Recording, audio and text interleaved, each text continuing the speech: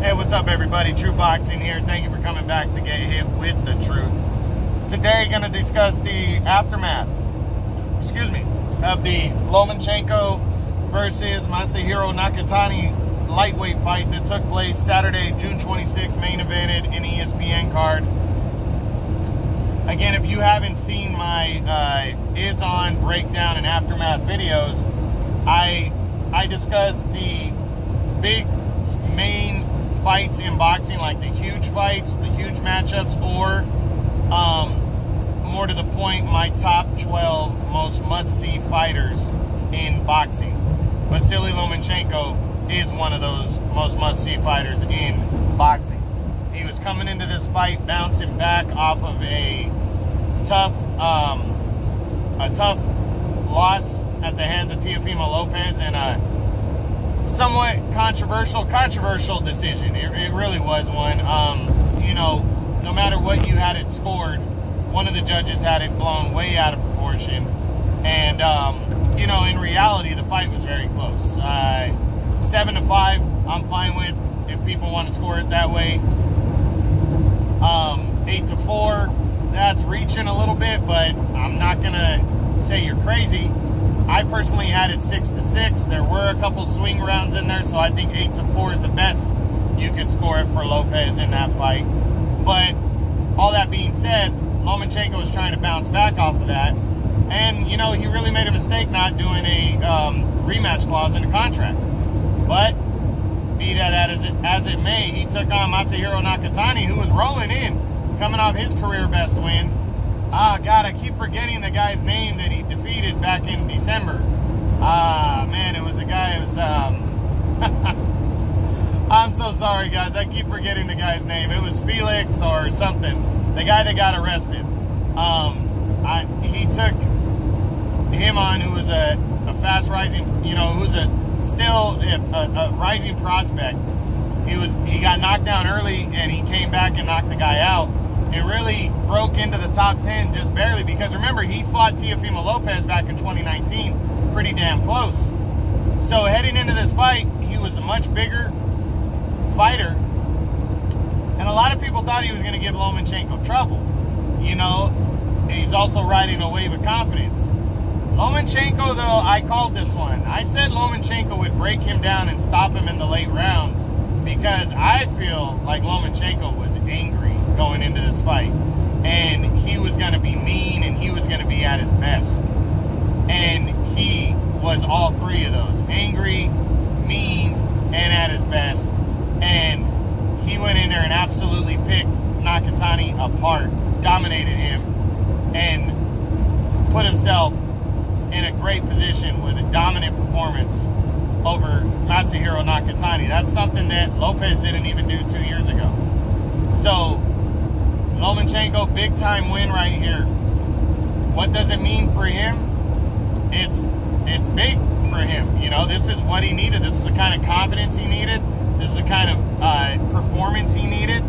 So he could remind everybody of how good he is, and he could really give himself that edge back, because I really think he's focused, and he knows that he beat himself that night by not throwing enough punches in that first 7 rounds.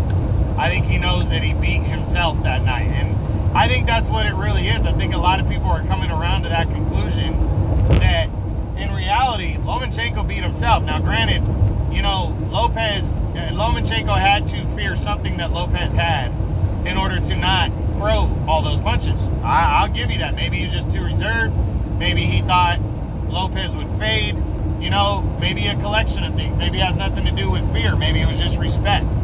So, you know, when you don't throw punches, you can lose fights. And he lost a lot of rounds by not throwing enough punches, and it cost him. But I believe this win refocused him, regenerated him, and it also took enough time to where now Teofimo Lopez, now that he's mended the fences with Top Rank, and Top Rank, he's also seen that there's not really a lot of interest from Gervonta Davis. There's not a lot of interest from Ryan Garcia and Devin Haney. I called it. I said Lomachenko would be his best and at some point his only option for for a major fight that could be signed, sealed, and delivered right out the gate.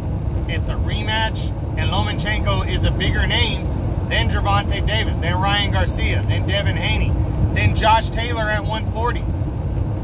So I called it. I said Lopez would end up in a rematch with Lomachenko, and now it looks like they're on a collision course. Lopez has to get by his mandatory George Kambosos Jr. in August. Most people, myself included, don't think he's going to have a problem doing that. And then, after that, he's on a collision course with Vasily Lomachenko, most likely for December. And I hope that's the case. I really hope that happens. You know, Lomachenko absolutely deserves it. He gave Lopez the shot.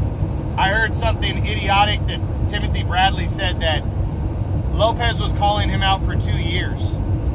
Like, so did he deserve the fight for 2 years? This isn't Triple G calling out Canelo. You know, where Triple G deserved to be able to fight Canelo, and Canelo made him wait. You know, hey, I admit Canelo's my favorite fighter, and I admit that Canelo waited around to see if Triple G was vulnerable.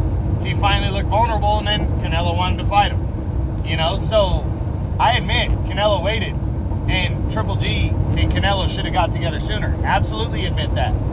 But this one right here, you know, Lopez was not in the same position. He hadn't done anything when he first started calling out Lomachenko. So Timothy Bradley's very idiotic statement, you know, and I really don't believe that I didn't believe that Lopez was really going to have many options and a choice but to get back in the ring with Lomachenko. And we're going to truly see who the better man is in the rematch. But if that does indeed happen. So big for Lomachenko, big for boxing. Nakatani, tough-ass loss right here. This is very tough. This knocks him back out of the top 10. And when you're in the top 10 in the lightweight division, that's the third best division in boxing, in my opinion, right now. You know, that's tough to be knocked out of the top 10 of that, because you really are the man if you're in the top 10, even if you're coming off a defeat. But the fact that he just got absolutely dominated, and he was already at the back end of a very loaded division, you know, it goes to show you that he doesn't deserve to be in the top 10 right now. But the guy's got a lot of heart. I know he'll be back. I have no doubt with that one. I would love to see Nakatani and Richard Comey at some point. I really would. Kind of a crossroad fight. So two guys have been knocked the fuck out by the top two guys in the division. Maybe at some point. But Lomachenko delivered. Big time performance. Looked very good.